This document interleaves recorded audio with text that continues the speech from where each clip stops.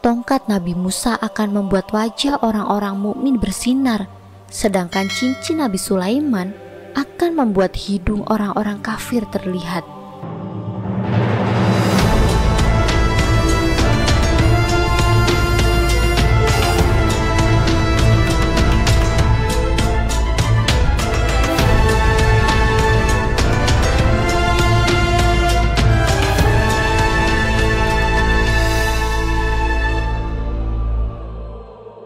Assalamualaikum warahmatullahi wabarakatuh. Semoga kalian semua senantiasa dirahmati oleh Allah Subhanahu wa Ta'ala. Alam semesta yang kita huni ini tidak hanya dipenuhi oleh manusia, tetapi juga makhluk-makhluk lain yang diciptakan oleh Allah Subhanahu wa Ta'ala. Hewan adalah bagian dari makhluk ciptaan Allah yang masing-masing memiliki peran dalam menjaga keseimbangan alam serta menyampaikan pesan dari kebesaran Allah. Dalam Al-Quran, Allah seringkali menyebut hewan-hewan dalam berbagai kisah yang syarat dengan makna.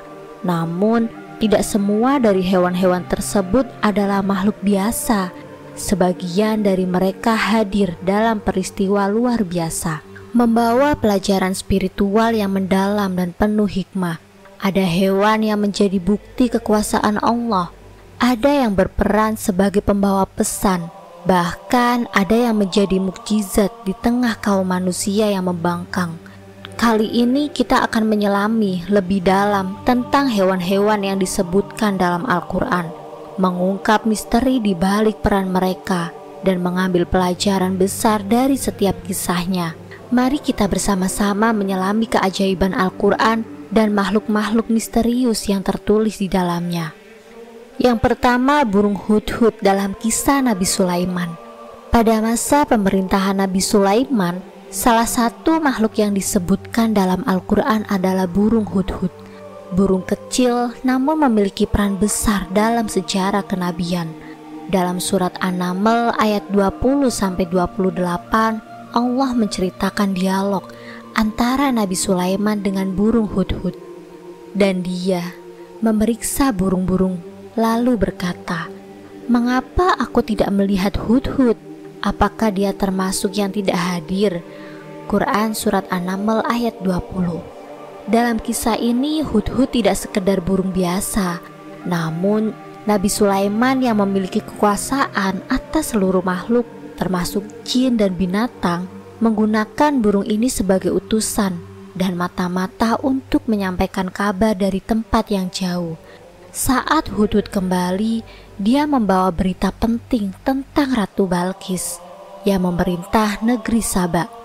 Burung hudhud menyampaikan bahwa Ratu Balqis dan kaumnya menyembah matahari dan tidak mengenal Allah, seperti dalam surat An-Naml ayat 23-24, yang artinya, "Sesungguhnya aku menjumpai seorang wanita yang memerintah mereka, dan dia dianugerahi segala sesuatu serta mempunyai singgasana yang besar. Aku mendapati dia dan kaumnya menyembah matahari, bukan kepada Allah."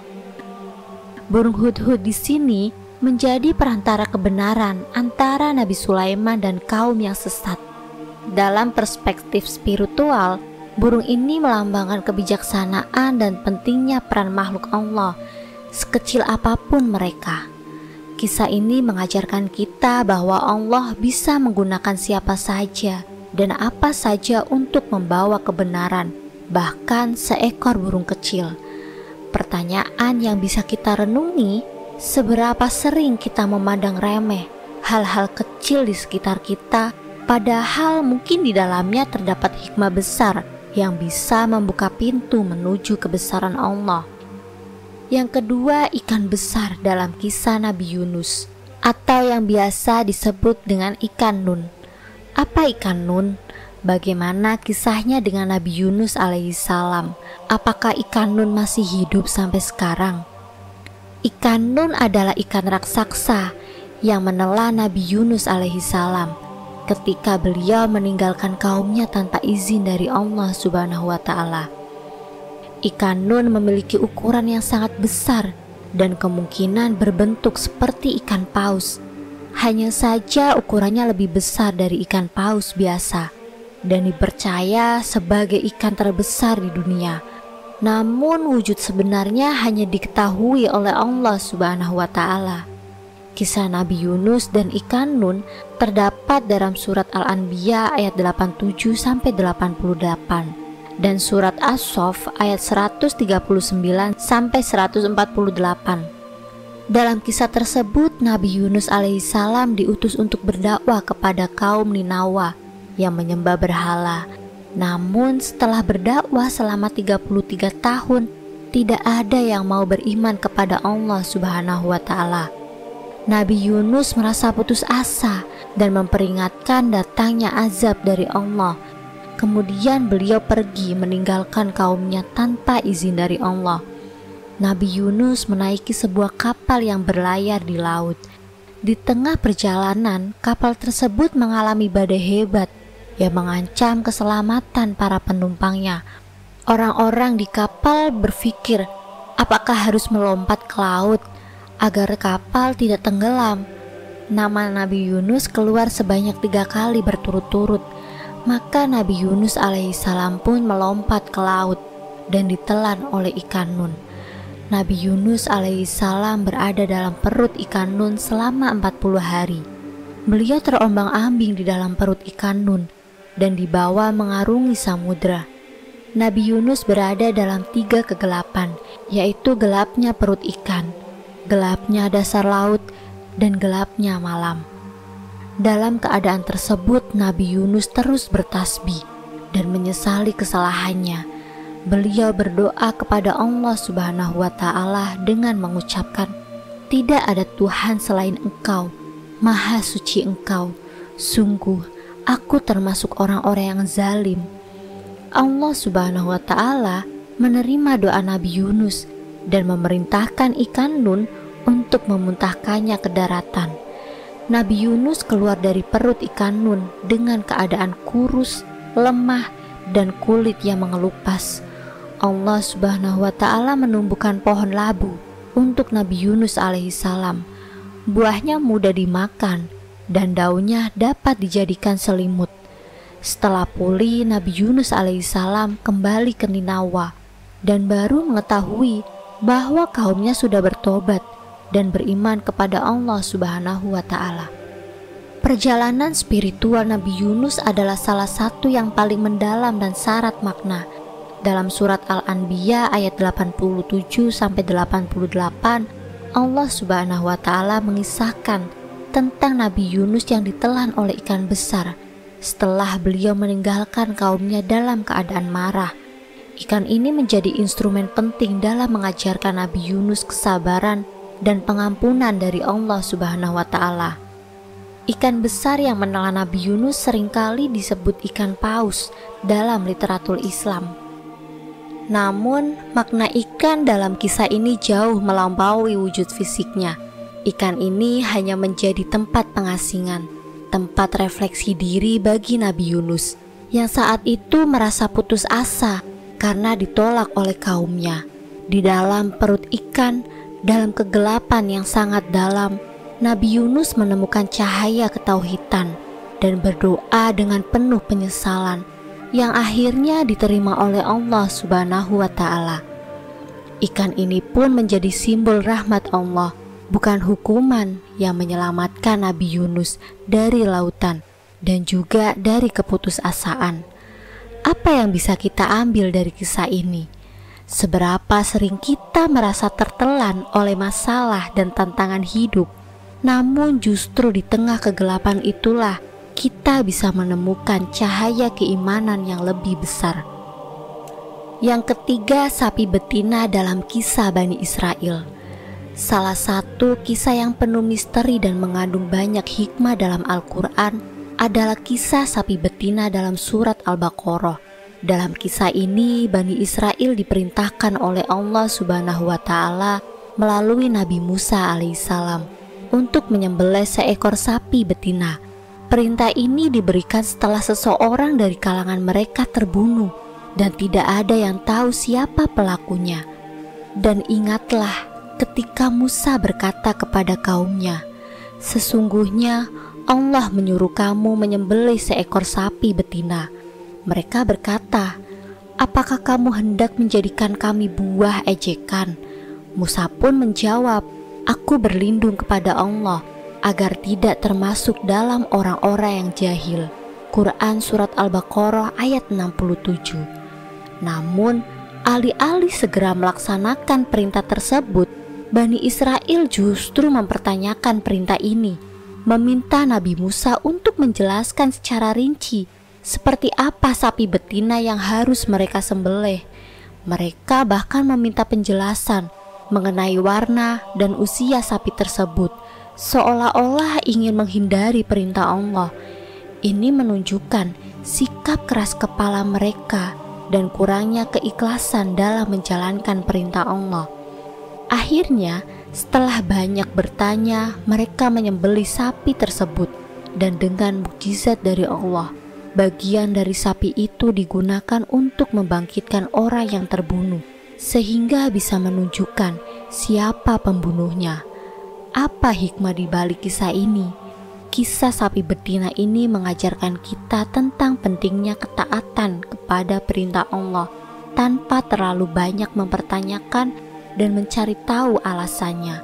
Ujian keimanan bisa datang dalam bentuk yang sederhana, dan terkadang manusia sendiri yang mempersulit perintah Allah karena ego dan keraguan yang ada dalam diri mereka.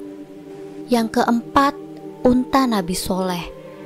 Kisah unta Nabi Soleh yang disebutkan dalam surat Al-A'raf dan beberapa surat lainnya adalah salah satu kisah mukjizat yang menakjubkan dalam Al-Quran.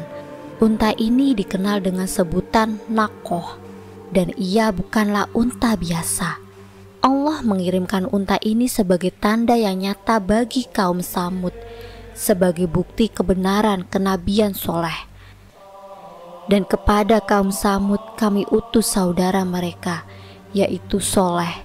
Ia berkata, "Hai kaumku, sembahlah Allah.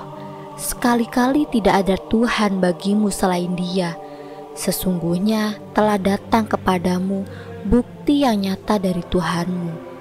Unta betina Allah ini menjadi tanda bagimu, maka biarkanlah dia makan di bumi Allah, dan janganlah kamu mengganggunya dengan gangguan apapun, yang karenanya kamu akan ditimpa siksa yang pedih.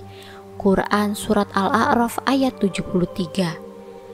Unta betina ini keluar dari batu besar sebagai mukjizat langsung dari Allah. Keberadaannya adalah tanda yang jelas bagi kaum Samud. Yang kelima yaitu burung ababil. Makhluk mitologi Islam yang sangat menakjubkan. Apa itu burung ababil? Bagaimana kisahnya dengan pasukan gajah? Dan apa makna yang bisa kita ambil dari kisah ini? Burung ababil adalah burung yang memiliki sejarah penting dalam agama Islam. Burung ini tercatat dalam Al-Quran sebagai hewan yang dikirim oleh Allah Subhanahu wa Ta'ala untuk melindungi Ka'bah dari serangan pasukan gajah yang hendak merusaknya. Dalam Al-Quran terdapat dalam surat Al-Fil ayat 3 disebutkan bahwa Dia mengirimkan kepada mereka burung yang berbondong-bondong. Kisah ini terjadi pada tahun 570 Masehi, ketika Raja Abraham, seorang gubernur Yaman yang ingin menghancurkan Ka'bah dengan membawa pasukan gajah yang besar dan kuat. Abraham memiliki dendam kepada Ka'bah karena ia telah membangun gereja besar di sana yang ingin menjadikan pusat ibadah seluruh Arab, namun tidak ada yang mau datang ke sana. Burung ini adalah penyelamat Ka'bah dari serangan gajah yang dikirimkan oleh Abraham. Saat pasukan gajah itu datang, saat itu juga Allah Subhanahu wa Ta'ala kirimkan burung ababil dengan menjatuhkan batu-batu kecil yang mengenai pasukan gajah. Alhasil pasukan tersebut gagal menghancurkan Ka'bah. Yang keenam yaitu buruk, makhluk yang telah mengangkat Nabi Muhammad SAW ke surga. Buruk adalah salah satu nama mulia yang diberikan oleh Allah kepada makhluk yang diciptakan dari cahaya, sejenis jin yang memiliki kecepatan dan kekuatan yang luar biasa. namun tidak sekuat malaikat. Buraq berasal dari kata bar yang berarti kilat atau cahaya, karena makhluk ini dapat melesat seperti kilat atau cahaya. Makhluk mistis yang pertama adalah buraq. Dikisahkan bahwa buraq ini membawa Nabi Muhammad SAW dalam perjalanan Isra Mi'raj dari Masjidil Aqsa ke langit 7. Allah Subhanahu wa Ta'ala berfirman dalam surat Al-Baqarah ayat 20 yang artinya, hampir saja kilat itu menyambar penglihatan mereka. Setiap kali kilat itu menyinari, mereka berjalan di bawah sinar itu. Dan apabila gelap menerpa mereka, mereka berhenti. Sekiranya Allah menghendaki, niscaya Dia hilangkan pendengaran dan penglihatan mereka. Sungguh, Allah Maha Kuasa atas segala sesuatu. Yang ketujuh adalah Al-Jassasah, salah satu makhluk mitologi Islam yang sangat misterius, yaitu Al-Jassasah. Apa itu Al-Jassasah? Bagaimana bentuknya? Dan apa kisahnya dengan Dajjal? Al-Jassasah adalah makhluk yang menjadi mata-mata dan pengawal Dajjal yang akan muncul pada akhir zaman. Nama Al-Jassasah berarti mata-mata, karena makhluk ini selalu mengintai informasi untuk kemudian disampaikan kepada Dajjal. Al-Jassasah disebut dalam salah satu hadis yang mengisahkan pertemuan antara salah seorang sahabat Nabi dengan Dajjal. Hadis tersebut diriwayatkan oleh Imam Muslim. Dalam hadis tersebut dikisahkan bahwa Tamim Ad-Dari, seorang sahabat Nabi yang berasal dari Kristen, pernah terdampar di sebuah pulau bersama 30 orang lainnya. Di pulau itu mereka bertemu dengan makhluk yang berbulu lebat dan bisa berbicara. Makhluk itu memperkenalkan dirinya sebagai Al-Jassasah dan mengajak mereka untuk bertemu dengan seorang laki-laki yang sedang dibelenggu di sebuah biara. Laki-laki itu ternyata adalah Dajjal yang mengaku sebagai Tuhan dan menanyakan berbagai hal tentang Nabi Muhammad SAW dan kaumnya. Dari kisah ini kita bisa mengetahui bahwa Al-Jassasah adalah makhluk yang taat kepada Dajjal dan membantunya dalam menyesatkan manusia. Yang kedelapan yaitu Dabat al-Ard. Dabat al-Ard adalah binatang buas atau monster yang akan muncul dari perut bumi menjelang hari kiamat. Nama Dabat al-Ard berarti binatang melata dari bumi. Binatang ini disebut-sebut sebagai salah satu tanda sebelum datangnya hari penghakiman. Allah Subhanahu wa Ta'ala berfirman dalam surat An-Naml ayat 87. Dan apabila perkataan telah jatuh atas mereka, kami keluarkan sejenis binatang melata dari bumi yang akan mengatakan kepada mereka bahwa sesungguhnya manusia dahulu tidak yakin kepada ayat-ayat kami. Dari ayat ini kita bisa mengetahui bahwa Dabat al-Ard akan muncul ketika manusia sudah tidak lagi percaya kepada ayat-ayat Allah. Binatang ini akan berbicara dengan kata-kata yang fasih dan jelas, sehingga tidak ada yang bisa menyangkal kebenarannya. Dabat al-Ard akan memberikan tanda kepada orang-orang mukmin dan orang-orang kafir dengan menggunakan tongkat Nabi Musa alaihissalam dan cincin Nabi Sulaiman alaihissalam. Tongkat Nabi Musa akan membuat wajah orang-orang mukmin bersinar, sedangkan cincin Nabi Sulaiman akan membuat hidung orang-orang kafir terlihat. Dengan demikian tidak ada lagi yang bisa menyembunyikan keimanan dan kekufuran mereka. Dabat al-Ard memiliki bentuk yang menyerupai kepala kerbau, mata seperti mata babi, telinga seperti telinga gajah, tanduk seperti tanduk rusa jantan, leher seperti leher burung unta, dada seperti dada singa, kulit seperti kulit harimau, panggul seperti panggul kucing, ekor seperti ekor biri-biri jantan, dan kaki seperti kaki unta. Gambar yang ditampilkan hanya ilustrasi dan kami memohon maaf jika ada kesalahan dalam penulisan maupun penyebutan. Semoga konten ini bisa bermanfaat dan bisa memberikan inspirasi kebaikan dalam kehidupan sehari-hari. Wassalamualaikum warahmatullahi wabarakatuh.